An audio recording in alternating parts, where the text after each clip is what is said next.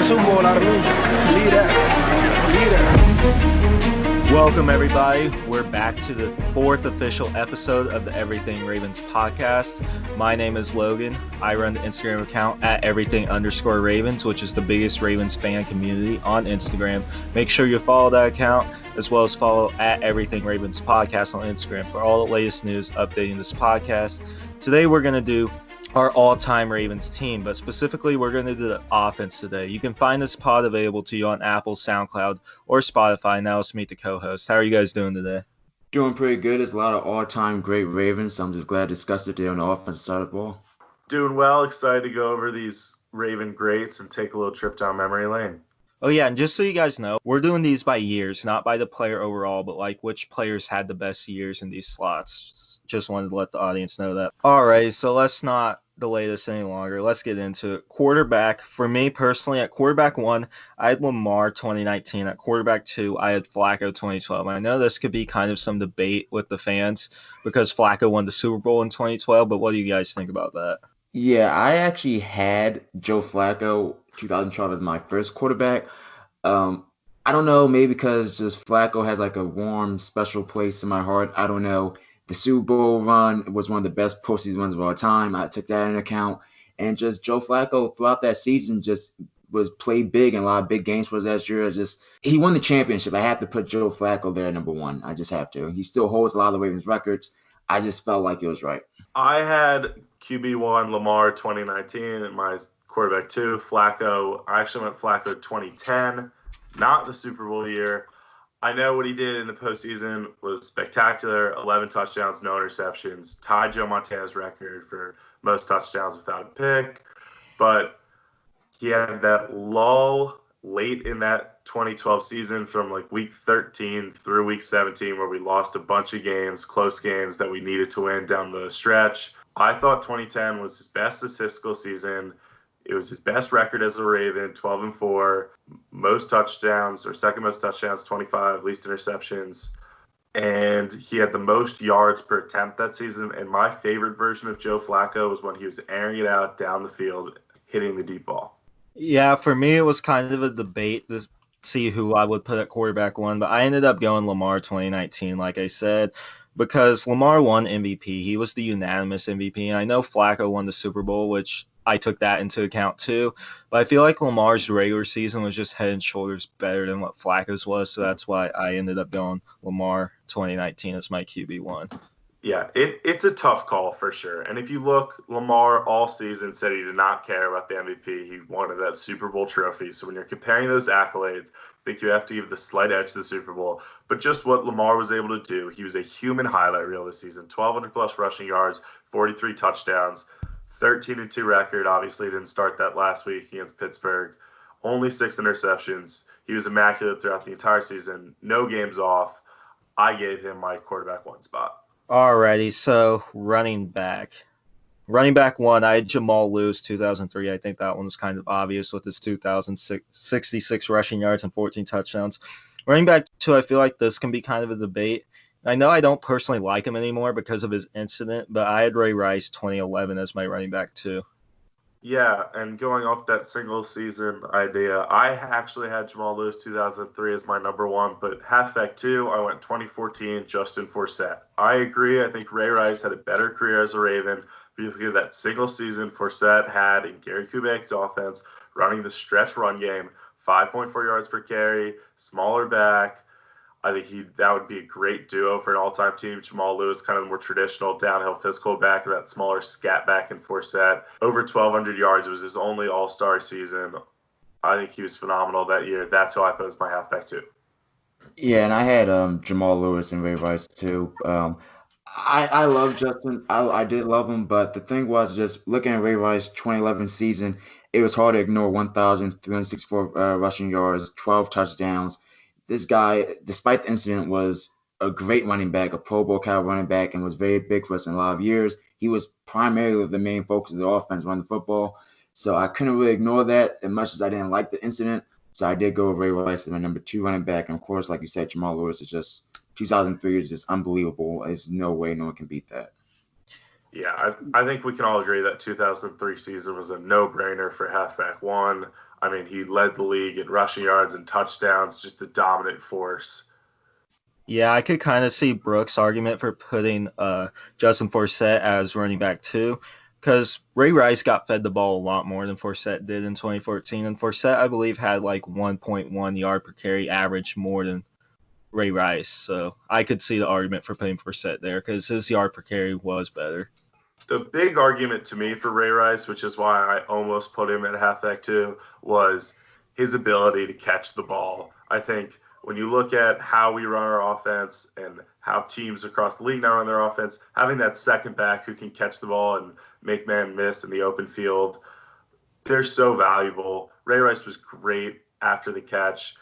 Everyone remembers 4th and 29. What he was able to do was incredible. A minute 59 to go. This is your ball game for Baltimore. Flacco in the pocket. Dump off. Rice has some room, but can he really get to that first down line? Rice stays on his feet. Oh, Ray Rice! Incredible! Ray Rice has done it, a first down for the Ravens with a minute 40 to go. He needed 29 yards and he got 30. Alrighty, so wide receiver now. For wide receiver 1, for me, I had Derek Mason from 2007.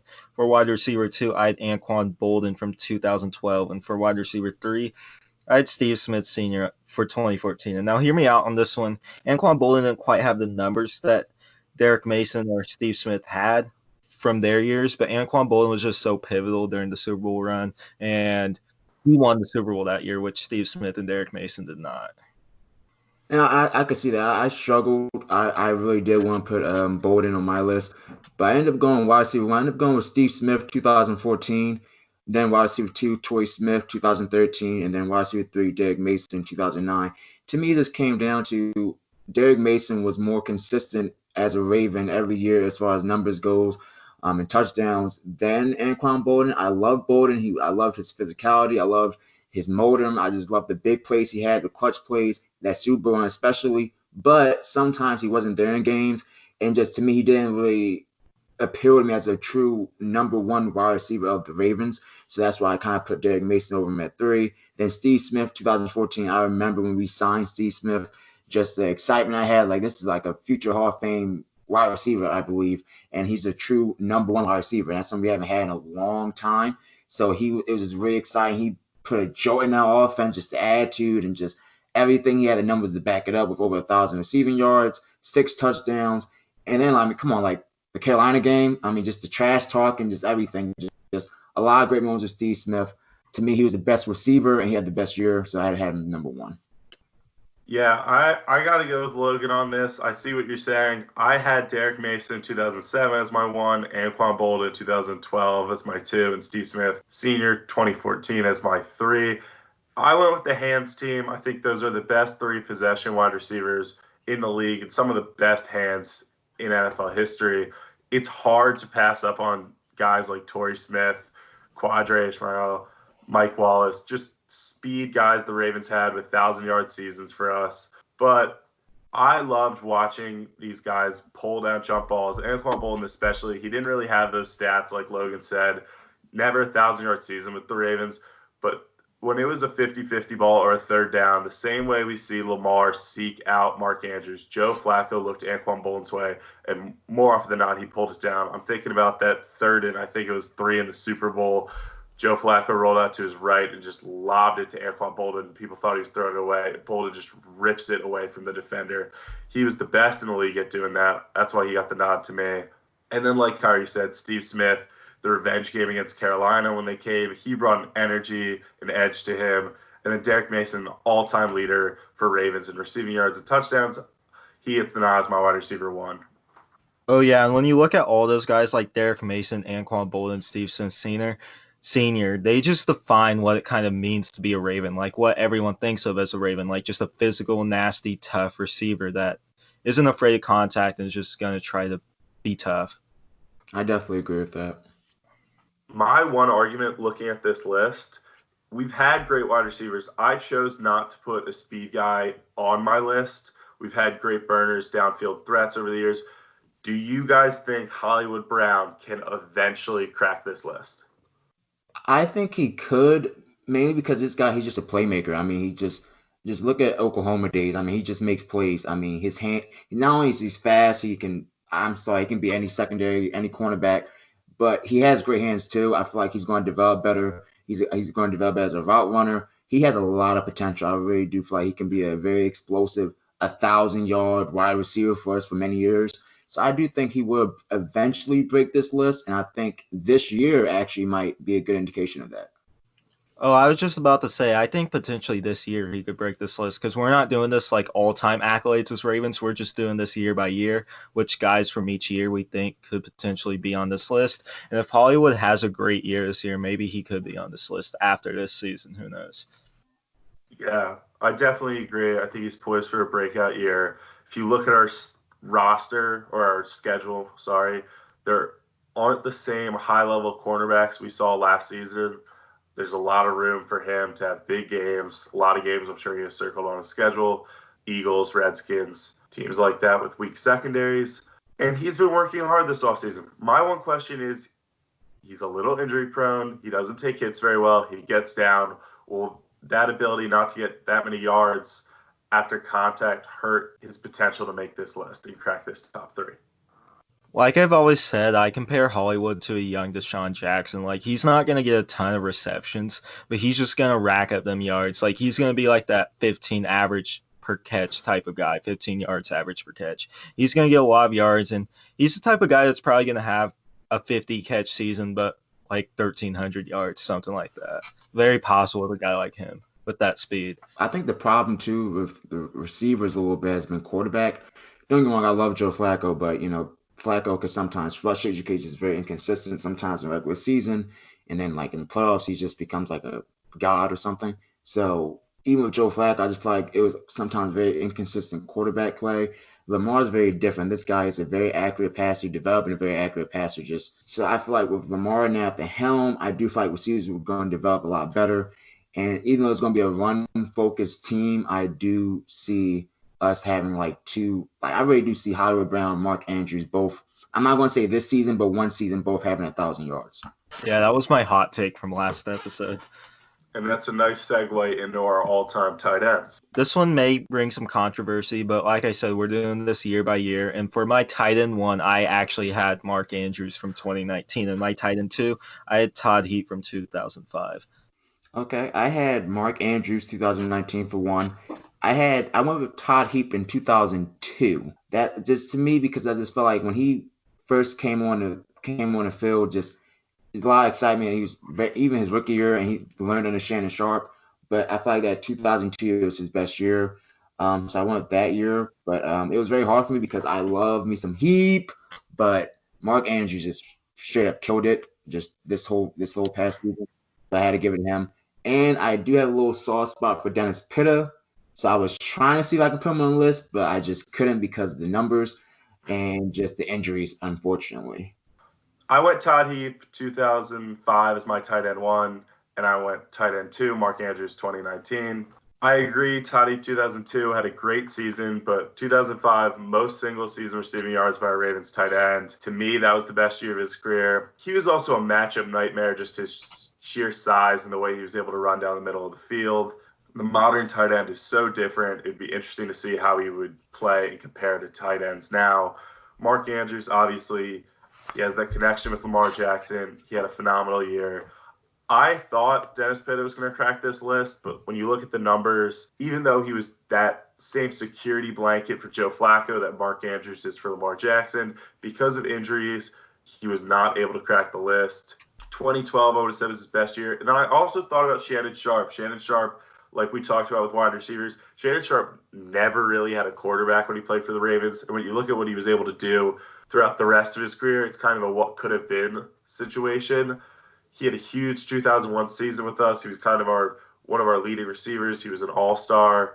I think he would be really fun to see in this offense now. So I wanted to shout him out as an honorable mention. Yeah, I agree. I love Shannon Sharp. I wish we got him a little bit earlier in his career. He was one of the very instrumental players for us in that Super Bowl run back in 2000. And he pretty much was to me, he was like our number 1 wide receiver.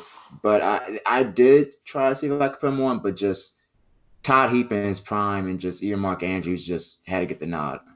Yeah, and speaking of Todd Heap and Mark Andrews, my argument for putting Andrews over Todd Heap is Andrews played in a really run-heavy offense, and he still is only 3 yards away from breaking Todd Heap's tight end record. Andrews had 852. Todd Heap had 855 in 2005. And Andrews also set the all-time tight end touchdown record for the Ravens. So I think Andrews personally is already probably more talented than Todd Heap and Dennis Pitta. Even though Todd Heap and Dennis Pitta had more longevity and production as a Raven, Andrews, from just the pure talent standpoint alone, is probably more talented than both of them. Yeah, and if you think about, week 17 and those fourth quarters of games where we just ran out the clock and had all of our starters out, Mark Andrews would have easily passed Todd Heap's record, and I think he will eclipse it this year. Okay, so fullback. I had Vontae Leach 2012 because he was kind of instrumental in that Super Bowl run. He was really underrated for us in that Super Bowl run. So that's where I went with the fullback. I also went Vontae Leach 2012 just because this guy was just a nasty blocker. I mean, he could just bulldoze his way in any linebacker, anybody, just straight up nasty, straight up physical. He was a big part of that running game for us. I just had to go Vontae Leach. I was gonna go Kyle Juszczyk just because he was such a great receiving threat for us, but had to go over Vontae Leach just because he fit more of the Ravens mentality for me. This was a fun list for me because I don't think there are a lot of teams that have the depth at fullback over the years that we have. I did not go Vontae Leach 2012. I was tempted. Like Harry said, he was just a bulldozing, hard-nosed blocker. He was so fun and great at clearing the running lanes. Juszczyk 2016, and then obviously Ricard 2019. He had a great season, able to play offensive defense, brings the energy. But I went Laron McClain 2008. He was one of the best rushing fullbacks of all time. He had 902 rushing yards that season and 11 touchdowns, and he was a fullback. We just used him in versatile ways. He could clear the running lane. He was big, kind of a bulldozer, would roll over these linebackers. He was fun to watch. He had an 82-yard touchdown rush. To me, he was not really the classic fullback, but Leach was. But I gave him my nod for all-time fullback for the Ravens. That's kind of like what the Ravens do that's different from other teams is we use a fullback. Like many people consider fullback a dead position, but the Ravens are like, no, fullback's not a dead position. We use them. We've had Laron McClain, like you said, Vontae Leach, Kyle Juszczyk, and now Pat Ricard. So we're not afraid to use the fullback. Definitely not, and it's why I think you look at our offensive running game. Over the years, we've had taken decent running backs and propelled them to be great. Like I said, with Justin Forsett and other guys, we were a hard-nosed, old-fashioned physical running team, and a fullback is a big part of that. Yes, and I agree. I love how the Ravens was always able to address it. I mean, we went from Vontae Leach, then we drafted Kyle Juszczyk, and then when he left, I was like, oh crap, this is gonna be bad. And then guess what? Patrick Carr kind of came out of nowhere. So it's just like we always seem like to find these guys at the fullback position. They just come in and just be big time playmakers for us at position. A lot of people, even common, I feel like little common fans kind of don't appreciate that much. Yeah, but like you said, Patrick Ricard, he was so instrumental for our offense this year in his run blocking. He's just so nasty as a run blocker. He lays guys out. Gotta give a shout out to Project Pat there. Yeah, and I know he had a bone to pick with you when you posted the starting lineup and went 3 wide receivers set instead of the fullback. But we all know he's an instrumental part of our offense, so give him credit where credit's due. All right, so the final position on our offense, we have the offensive line, a position like fullback that does not get the credit that they deserve. But the offensive line, I believe football is won in the trenches, and I believe you always have to have a strong offensive line. So let's get into this. Left tackle, I had John Ogden from 2003. Left guard, I had Ben Grubbs from 2011. Center, I had Matt Burke, 2012. Right guard, I had Marshall Yanda, 2014. And right tackle, this one might be interesting, but I had Orlando Brown Jr., 2019. So I had a very similar lineup. I went J.O., 2002. I think you have to put him on the list. I mean, 6'9", 345, one of the best left tackles of all time. He had no penalties 11 Pro Bowls. Yeah, he had no penalties that year, and it's just a matter of which year you want to pick for him. Ben Grubbs, 2011, Matt Burke, 2012, Marshall Yanda, 2015, and I actually swung Ronnie Stanley over to the right side, put Ronnie Stanley, 2019, as my right tackle. Yeah, I had left tackle, of course, JO 2000. Left guard, I actually went with Edwin Mulatto back in 2000. We drafted him in 1999. He's like a quick day one starter for us, and he was a very consistent piece for us on that offensive line from 1999 all the way up to 2006. So I had to give credit to him. We won a Super Bowl from him. I just feel like that consistency piece alongside JO, I feel like he got the nod for me. Then center, I went with Matt Burke 2010. Right guard, Marshall Yonder, 2014. Yonder was kind of tough because he has so many great years. But even I think I was maybe going to put 2019 up here. I feel like he was at his best then too. But I went 2014, and then right tackle Ronnie Stanley 2019. Yeah, the reason I kind of didn't put Stanley there is because Stanley is more of a natural left tackle, so that's why I went with Orlando Brown Jr. at right tackle, just because that's naturally their position. Yeah, I agree. I think the right tackle was the hardest position. I put Stanley 2019 there, but you look, Rick Wagner was in the discussion for me. Swing Michael Orr was in the discussion for me. And then you got to look at Orlando Brown Sr., Zeus. He maybe cracks the list. One thing I want to discuss, though, is when you look at this offensive line, we mentioned Orlando Brown Jr., Ronnie Stanley, and Marshall Yanda. That's 3 players from last year's offensive line. How crucial do you think that success up front was to the team's overall offensive success? I think it was very big. I mean, anytime you want to run the football, you gotta have some big maulers out there in the offensive line that are going to protect you. That and open up the running lanes, especially Yonder. I feel like it's going to be was a very big piece, and I'm going to kind of be interested in see how we go about replacing him. I know we talked about it in other episodes before about who we think could replace him and stuff, but it's very instrumental. Anytime you run the football, trying to open up those running lanes is very instrumental. So I do feel like it played a huge part.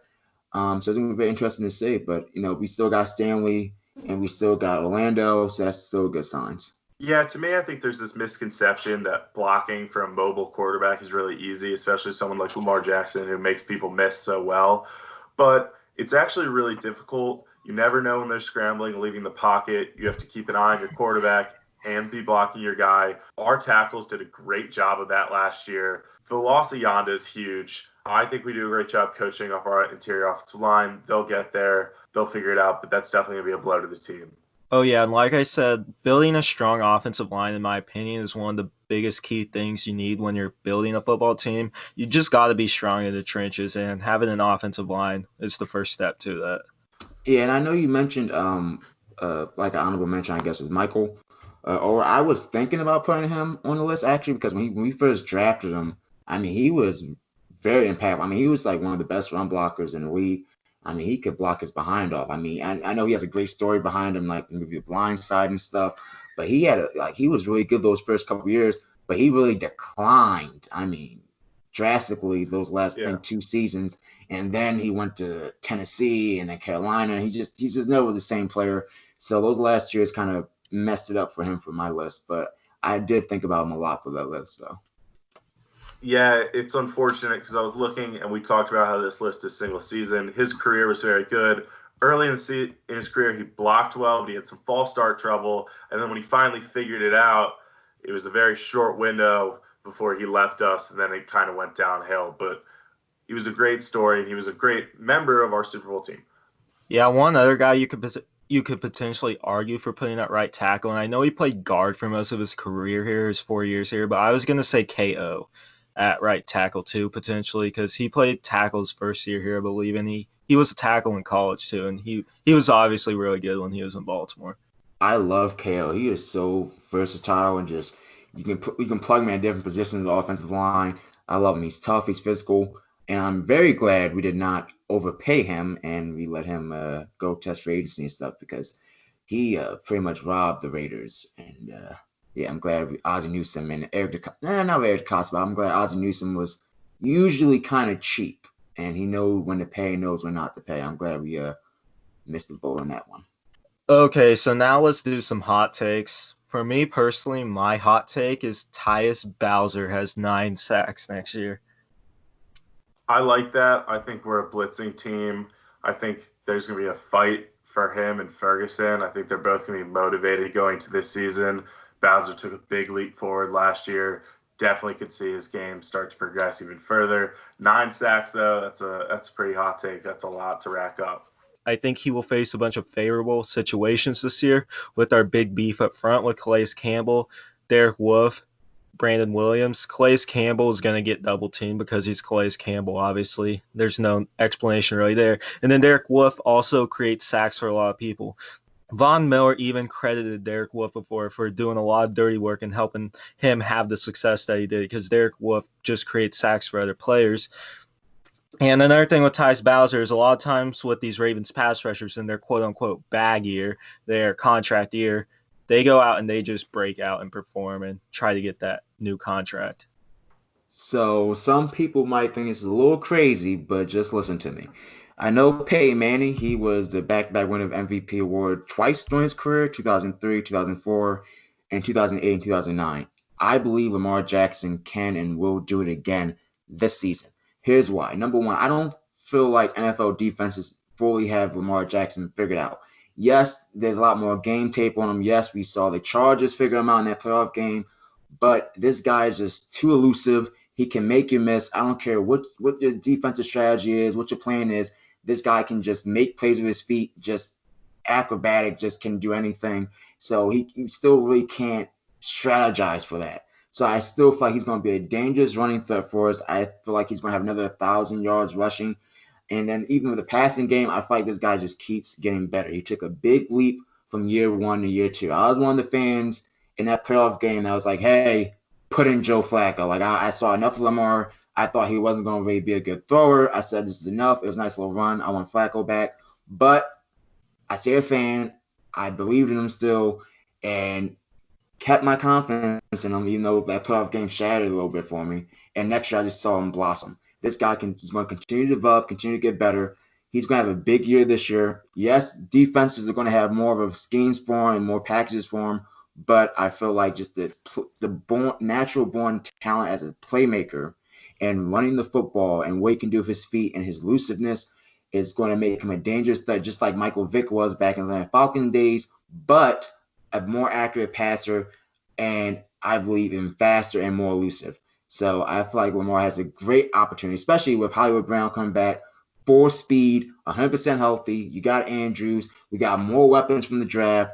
I feel like this offense is loaded. Lamar is going to explode.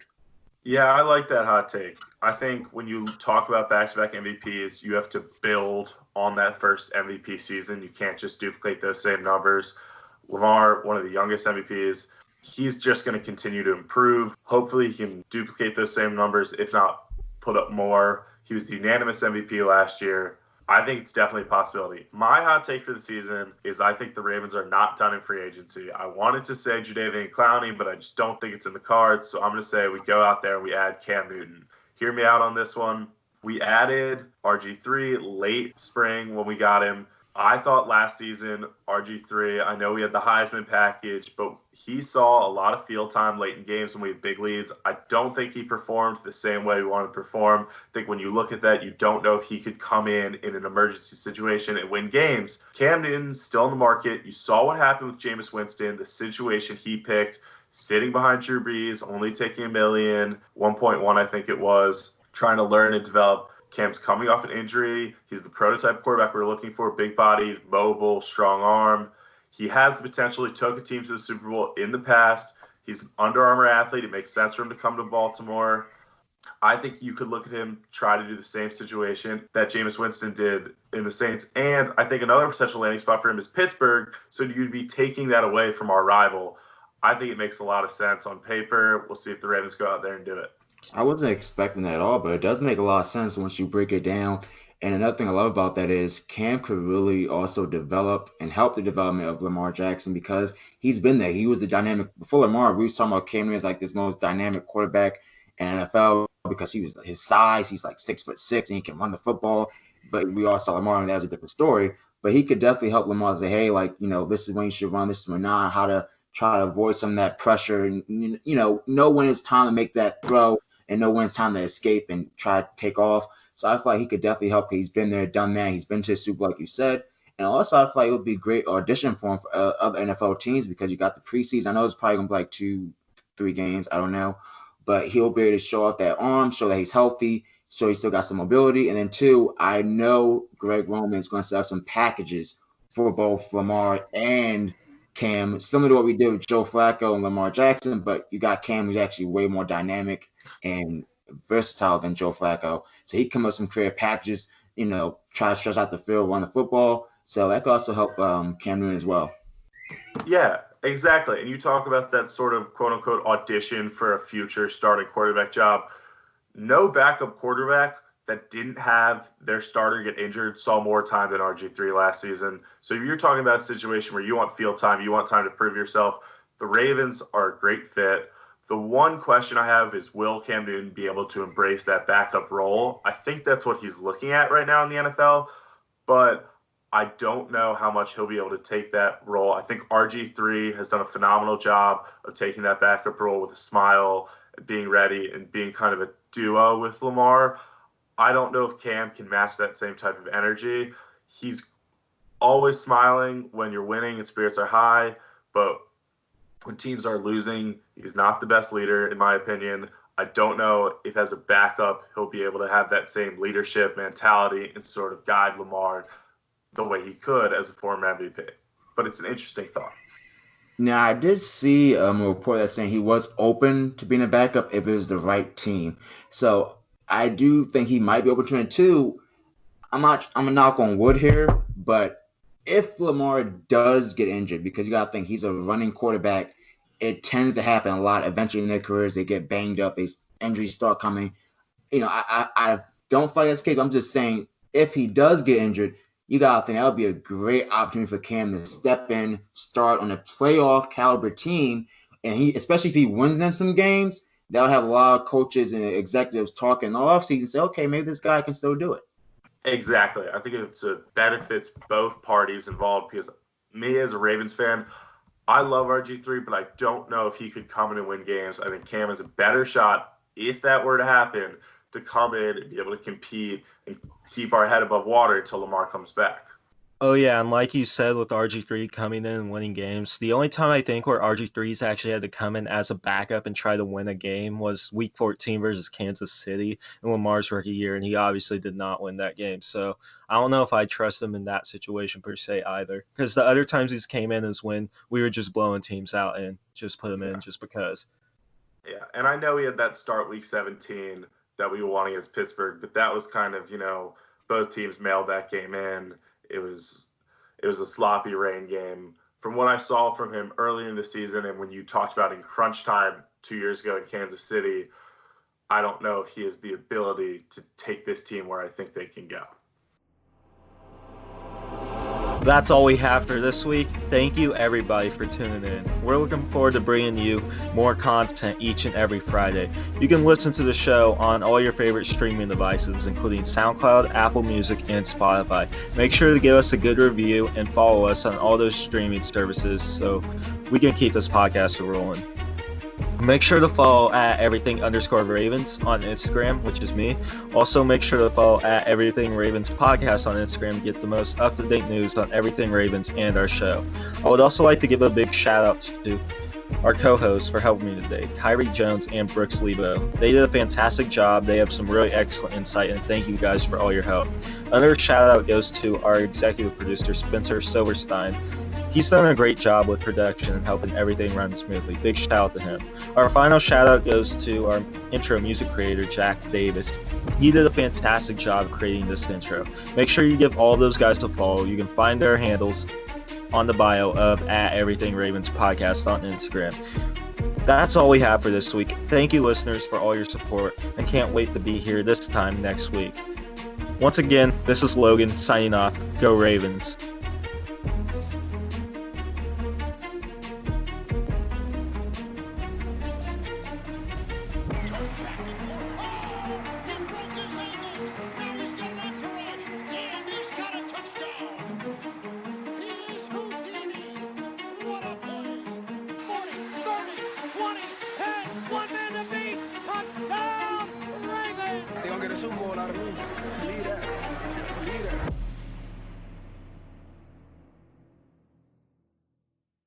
No copyright intended. All content rights go to their respective owners.